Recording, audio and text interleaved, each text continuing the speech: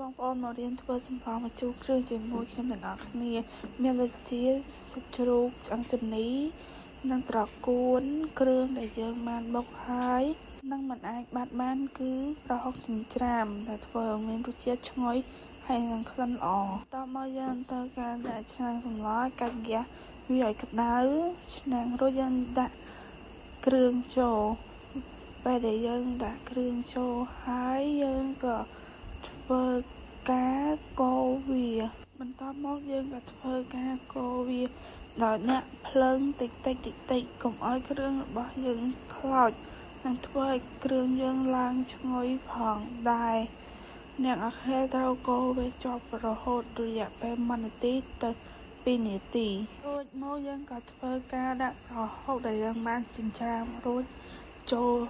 យើងបន្តការកូរដោយភ្លើងរឹមតិចដើម្បីឲ្យប្រហុកយើងនិងគ្រឿងបានចូលមាត់ល្អហើយឲ្យវាឈ្ងុយផងដែរយើងតែកូរវាតិចបន្ទាប់មកយើងក៏ធ្វើការដាក់ទឹកចូលបន្តិចយើងក៏ធ្វើការកូរវាទៅវិញទៅមកដើម្បីឲ្យវាចូលគ្នាបានសព្វរួចមកយើងក៏ធ្វើការដាក់ឆ្អឹងជំនីជ្រូកយើងចូលចំនួនបន្តិចម្ដងរហូតតតែអស់រួចមកយើងក៏ធ្វើការកូរវាទៅមកឲ្យវាមានក្លិនឈ្ងុយនិងឲ្យសាច់យើងបានឆ្អិនបន្តិចផងដែរពេលដែលសាច់ឆ្អិនបន្តិចយើងក៏ធ្វើការដាក់ដូចជាស្ករសរ៉តឌីប៊ីចេងហើយនិងទឹកត្រីផងដែរបន្ទាប់ពីយើងថែមគ្រឿងហើយយើងក៏ធ្វើការកូរច្របល់គ្រឿងនោះ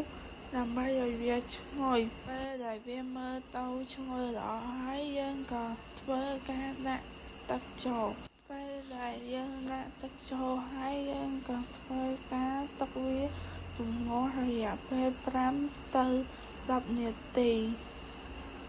តមកយើងត្រូវតែដាក់ភ្លើងឲ្យខ្លាំងពេលដែលទឹកសម្លយើងពុះយើងក៏ធ្វើការដាក់ម្ជូរផ្លែអំពិលយើងចូលរួចកូរច្របល់វាទៅមកដើម្បីឲ្យវាចូលជាតិគ្នាពេលដែលមើលទៅពុះល្អហើយយើងក៏ធ្វើការបង់បន្លែត្រកួនយើងចូលយើងទៅតែដាក់វាម្ដងបន្តិចរួចតតែអស់នៅក្នុងកញ្ច្រែងបន្លែរបស់យើងផងដែរបន្តមកយើងក៏ធ្វើការកូរជ្រុំវាដើម្បីឲ្យត្រកួនយើងឆ្អិនល្អយើងកូរច្របល់វា2ទៅ3ដងទៅយើងក៏ធ្វើការរំងាស់វាពី3ទៅ4នាទីដើម្បីឲ្យបន្លែយើងផុយបន្ទាប់មកយើងក៏ធ្វើការដួស